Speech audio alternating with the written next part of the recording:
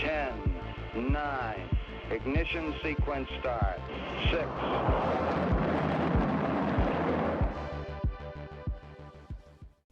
Hello, and welcome to Rocket Fuel, your daily update of everything that's happening in the Rocket Pool community. My name is Wack. Today is May 31st, and we've got a really exciting episode here, so let's get started. So first of all, we have this update from Langas about the roadmap work that's been going on. He says, hey everyone, we wanted to provide an update on the Rocket Pool roadmap co-creation and prioritization process. We have received valuable feedback. Appreciate your contributions. He says you can find the feedback and ongoing discussion on the DAO forum, and then there's a link to the DAO forum. It says based on the feedback, 2 key priorities have emerged.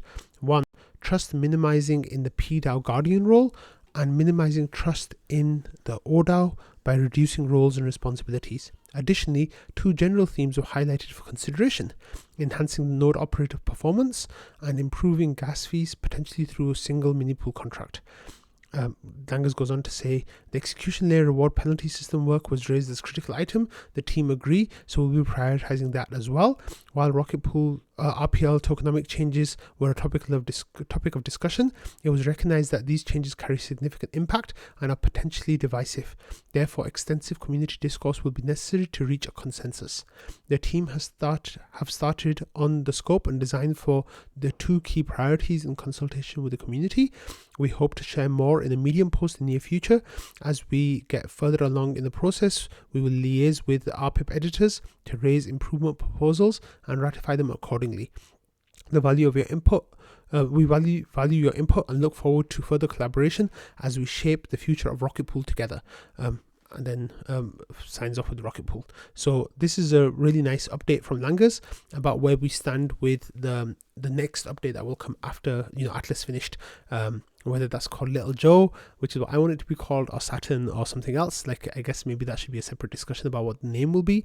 But there seems like there's some really important things that will be going into that update, and definitely removing any trust assumptions from the protocol as a whole, whether that's in the PDAO stuff or whether that's in the ODAO stuff, is very, very positive and very good. And I really like the idea of node operator performance enhancing, trying to enhance that. I think that's really important too, because it has a real impact on the rewards that our ETH users earn, and gas fees are expensive, and it makes sense to work on trying to minimize those. So I really like the topics that have come up in this update, and like in the community discussions, and I think that there's going to be some really good stuff that comes out of this. So I really like as well that the team is working hand in hand with the community, and everything's going to go through RPIPs, and the PDAO will be able to vote on this as well. So it's really exciting. It's a really exciting time, and it's something that I'm really happy about, and I can't wait to see how it develops. And of course, I will keep you all up to date with everything that's happening with that. Okay, next we had some really exciting news that came in. If my browser decides to launch, so we could see here that in May, every day had over 1,000 ETH deposited into the deposit pool. However, something really special happened yesterday. But let's talk about this for a second. So every day there was over 1,000 ETH deposited into the deposit pool, which of course is wonderful. Like, it's the best ever month performance by far.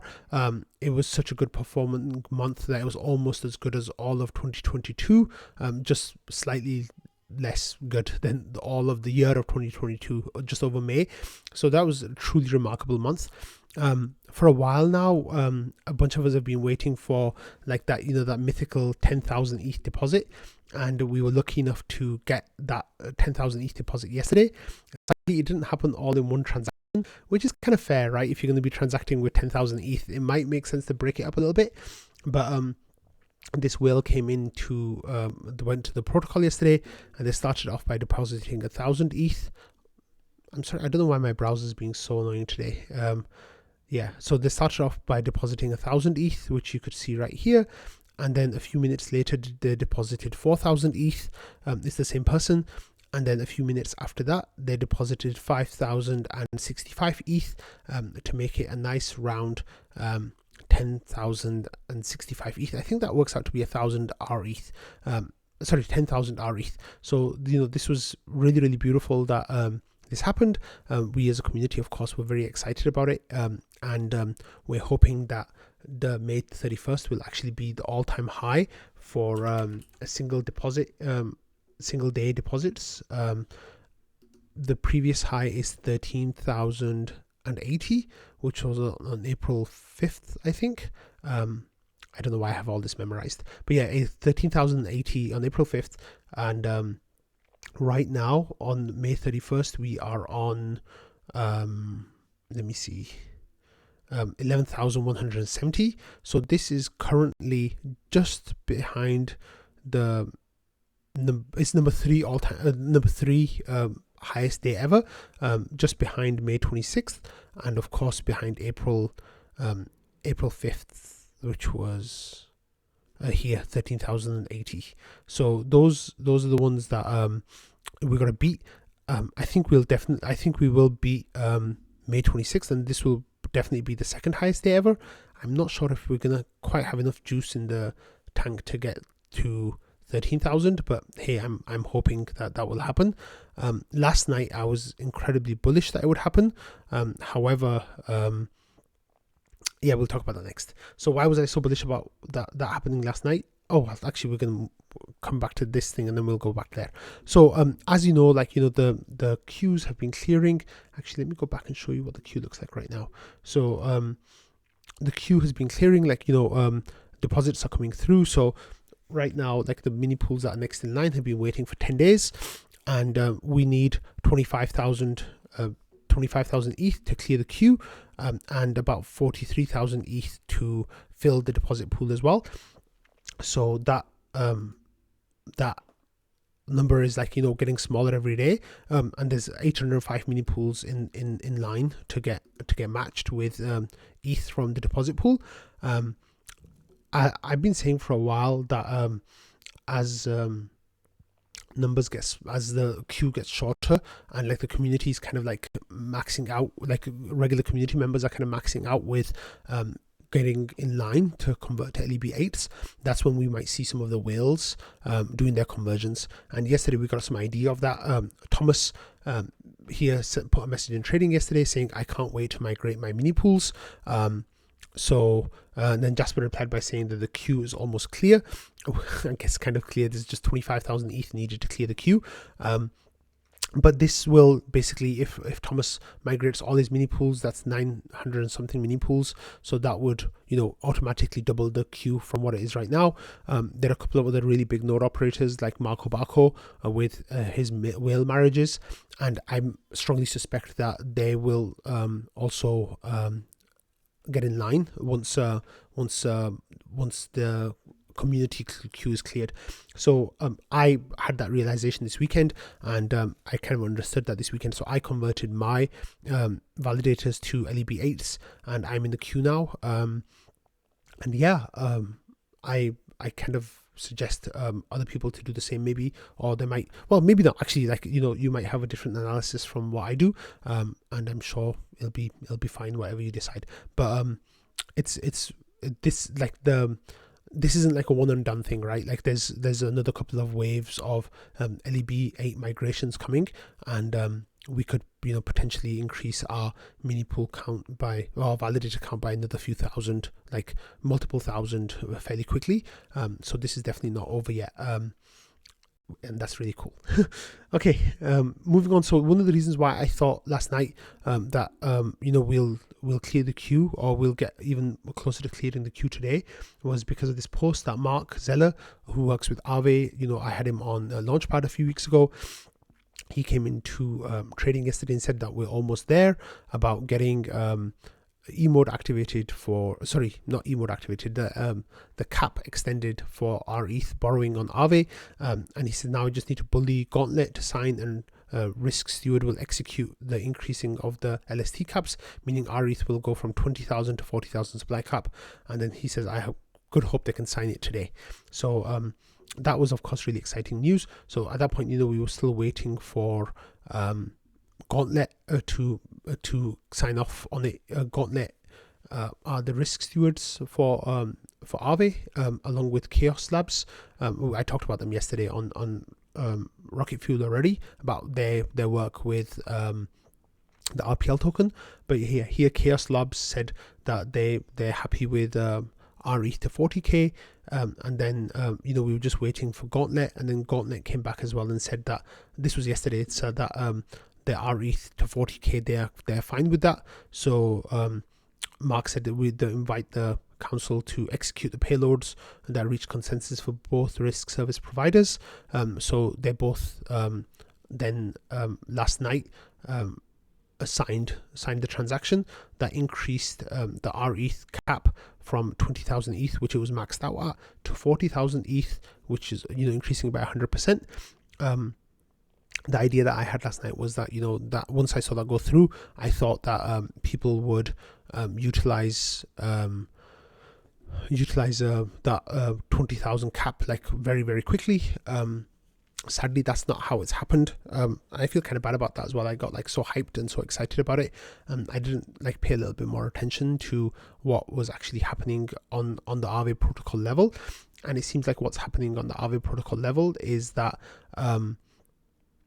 the rate that you pay to borrow ETH right now is around 4%. And when you have a look, let me just actually go back here. I should have had this open from before, I'm sorry. If you have a look at the rate of earnings for the rETH token at the moment, that is fairly close to, actually let me just run this bot, give me a second.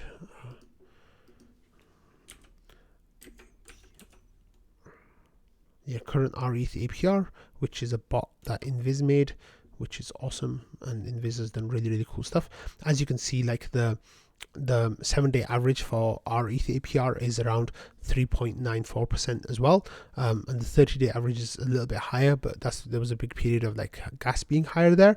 But the 7-day average here is around 4% as well.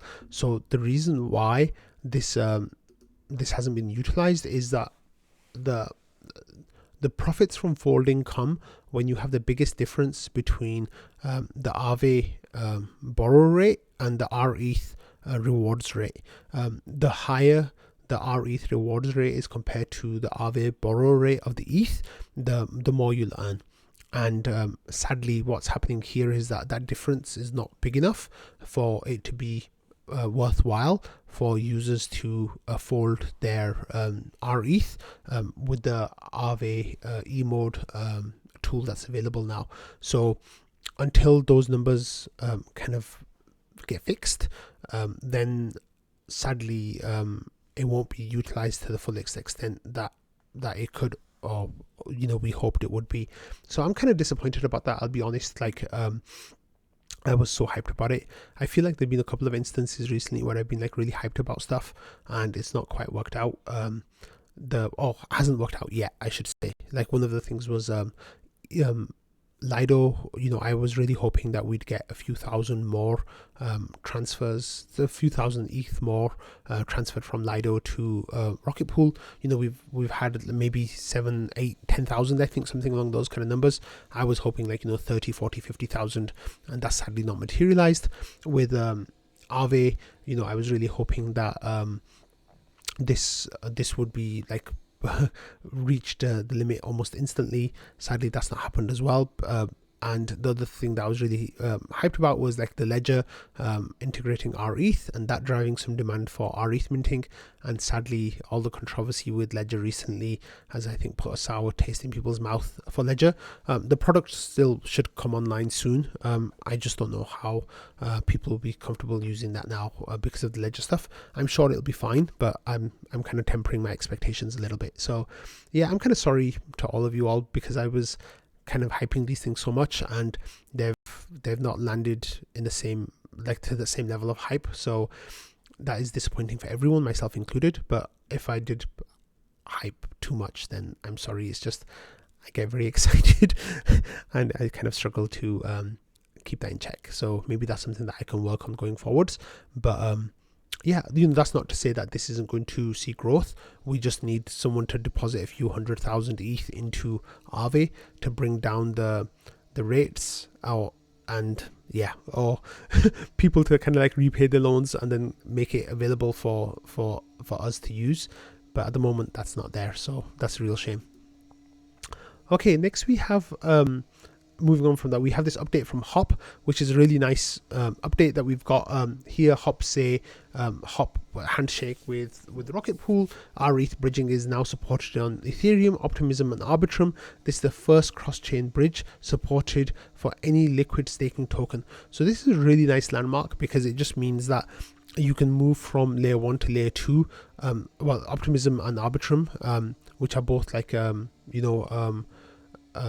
optimistic rollups, you can move back from them a lot more easily now. So moving from Ethereum to one of those two rollups was quite easy. You could do it through the official bridge, and you could take your token over.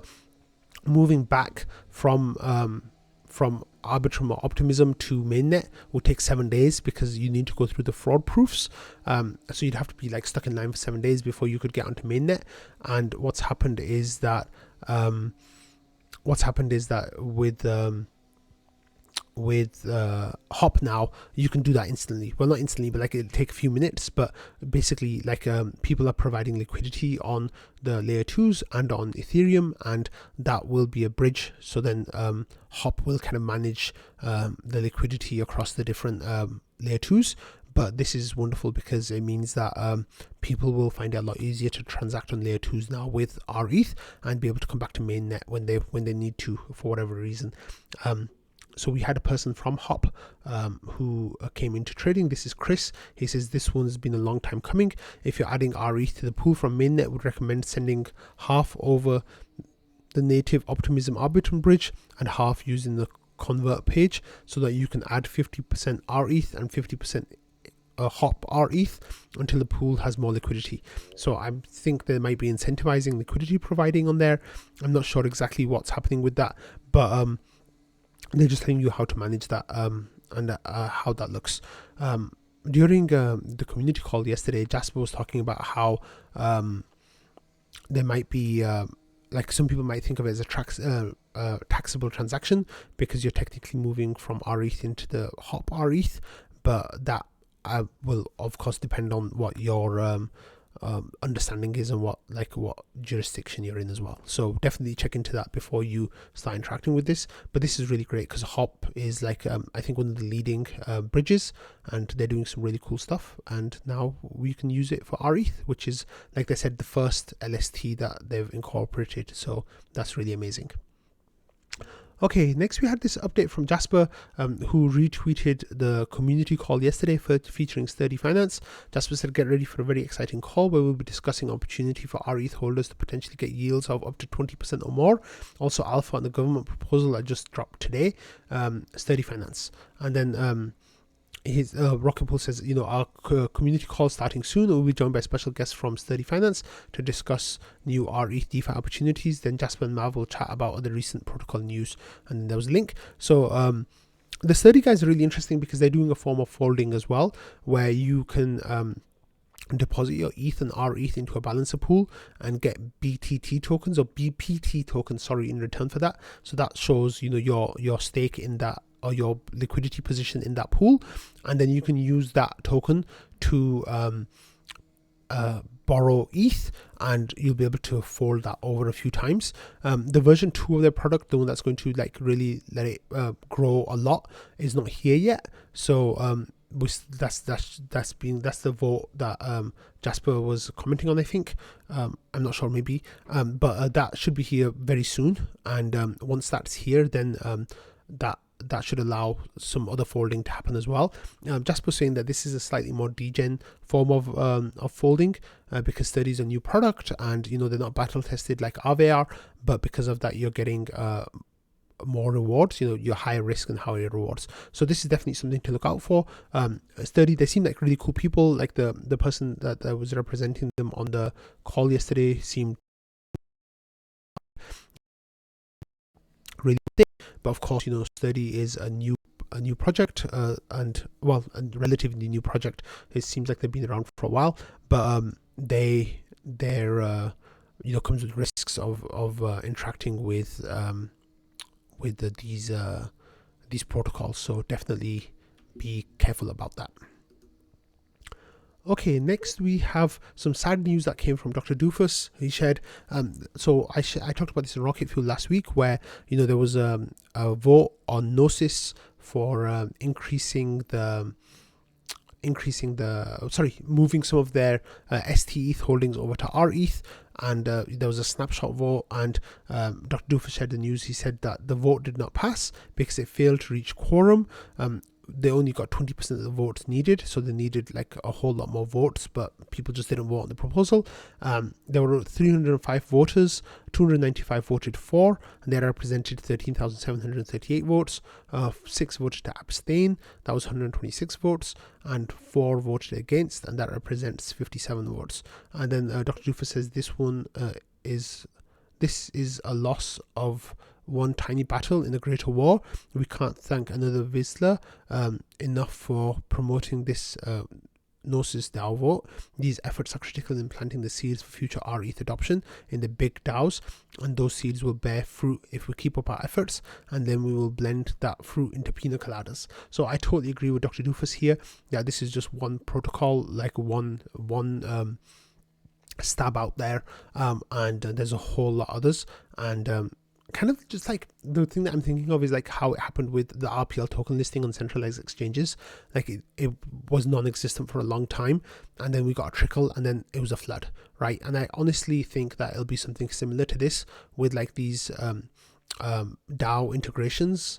I feel like it will begin with like 1 or 2 respectable DAOs that are kind of venturing into it, and then like Mark talked about Aave potentially putting some of their treasury into rETH, and that hasn't gone to vote yet or anything like that, but that would be amazing, right? And then once you get a couple of like really respectable treasuries like going into rETH, I think that's when more and more of the treasuries and like these DAOs will realize that they'll be able to do the same thing. And I wouldn't even be surprised if they just started doing it of their own volition without any like Rocket Pool community members like kind of helping them and like steering the way, like it happened here. But it's disappointing, but like Dr. Doofus says, this is a great first step, and it really helps us understand like what we need to do next and how we need to go forward. So yeah. Okay, so moving aside from news now a little bit, Hanniabu here had this tweet yesterday saying that I wasn't happy with the existing solutions to monitor validator entry exit queues, so I built this website, and it's validatorqueue.com. It says this dashboard shows the entry exit queue, wait times, total active validators, and historical values. And it says thank you for Beacon Chain for providing this data. So if you have a look at the website, first of all, let me go to dark mode because no one wants to look at websites in light mode. It says Ethereum validator queue, data provided by Beacon Chain. It updates every epoch, I'm guessing, so updated 4 minutes ago. So the entry queue currently has 76,606 validators that are waiting to enter, and this is a wait time of 37 days and 20 hours. The exit queue has 0 validators in the exit queue. It shows the data from the last like 10 days, so you can see here that we peaked at actually it looks like okay, so I'm not sure exactly how the number at the top is reflected on the chart, because the chart says that we peaked at 76,585, but of course we're at 76,606, so that number is pretty much flat at the moment, and it has been for like the last 4 or 5 days, which is amazing because we've got so many people, so many validators waiting to enter on the Beacon Chain. The wait time sadly is the part that's not so nice. So you can see here that people are waiting like 35, 40, up to 45 days, up till May 28th, and that's when the number of validators per epoch changed, so we could get an extra validator per epoch than we had before. So that number has come down a little bit, but it's been pretty much flat at 37 days for the last few days. And then the historical validator count is pretty much up and to the right. It's just going up and up. It's going up at the maximum amount every day, and that is really wonderful to see. So thank you, Hanniabu, for putting together this website. It's really beautiful to look at. It's the website that I'm going to start using as my queue tracker. Once I get through the Rocket Pool queue and I'm into the Ethereum queue, I'm guessing that it'll take me about 45 days for the whole process, a month and a half, which isn't too bad. That'll take me like a few months to break even on my gas costs. So I plan on staking long term, so that's not that big a deal.